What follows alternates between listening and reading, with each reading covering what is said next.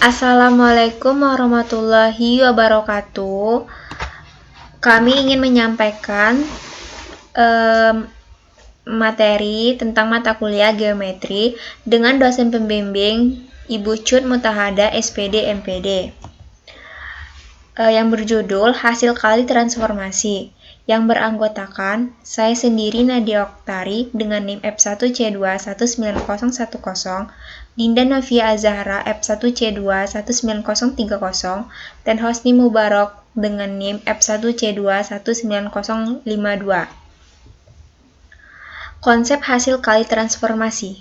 Definisi: andaikan F dan G dua transformasi dengan F V awal menuju V akhir dan G V awal menuju V akhir, maka produk atau komposisi dari F dan G yang ditulis sebagai G bundaran F didefinisikan sebagai G bundaran F X sama dengan G Fx setiap X elemen V. Teorema 5.1, jika F V awal menuju V akhir dan G V awal menuju V akhir masing-masing suatu transformasi, maka hasil kali H sama dengan G bundaran F V awal menuju V akhir adalah juga suatu transformasi. Bukti. Untuk ini harus dibuktikan 3 hal, yaitu 1. G V awal menuju V akhir. Oleh karena F transformasi, maka daerah nilai F adalah seluruh bidang V, dan daerah asal G juga seluruh bidang V dan G transformasi juga. 2. H surjektif. Ambil Y elemen V, apakah ada X sehingga Hx sama dengan Y? Karena G transformasi, maka untuk setiap Z elemen V ada Y elemen V sehingga Z sama dengan Y. Karena F suatu transformasi, maka Z ini ada X elemen V sehingga Z sama dengan Fx. Maka Y sama dengan Zx atau Y sama dengan Gfx atau Y sama dengan G bundaran F X, jadi Y sama dengan Hx.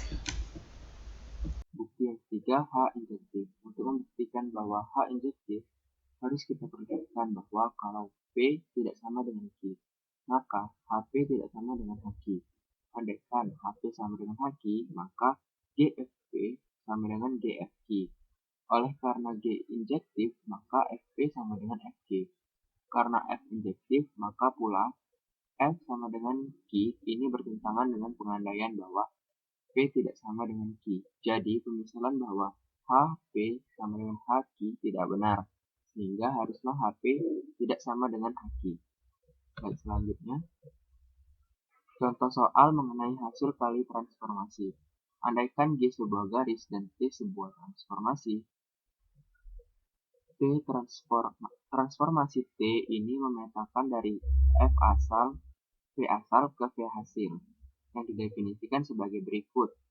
X elemen G, maka Tx sama dengan X. Jika X bukan elemen G, maka Tx adalah titik tengah ruas dari X ke G yang tegak lurus. Dari soal tersebut, berikut adalah gambar atau visualisasinya pada gambar 5.1. Jelas T suatu transformasi akan dibuktikan. Apakah T suatu transformasi? Ambil kemudian transformasikan kedua. Misalkan sebagai berikut. Ambil sebuah garis H tegak lurus dengan garis G dan MH adalah refleksi dari garis H, sehingga hasil kali MH Tx sama dengan Y, di mana Y adalah suatu transformasi pula, sehingga Y sama dengan MH bundaran T dikali titik X. Apakah hasil kali ini merupakan isometri? Selidiki pada contoh di atas. Kebetulan MH bundaran T sama dengan T bundaran MH. Untuk membuktikan ini, ambil dari gambar 5.1. Garis dengan garis G sebagai sumbu X, suatu sistem koordinat ortogonal, dan garis H sebagai sumbu Y. Titik potong antara H dan G kita ambil sebagai titik asal. Contoh soal hasil kali transformasi.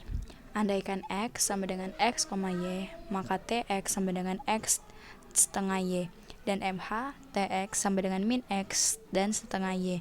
Oleh karena MH TX sama dengan T MH X, maka MH bundar TX sama dengan T bundar MH.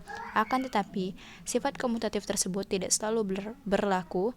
Maka untuk memperlihatkannya, ambil lagi garis dari G dan garis H yang tidak tegak lurus pada G.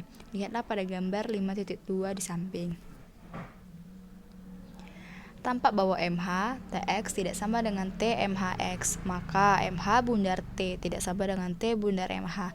Dari contoh di atas dapat dikatakan bahwa apabila S dan T transformasi, maka S bundar T tidak sama dengan T bundar S.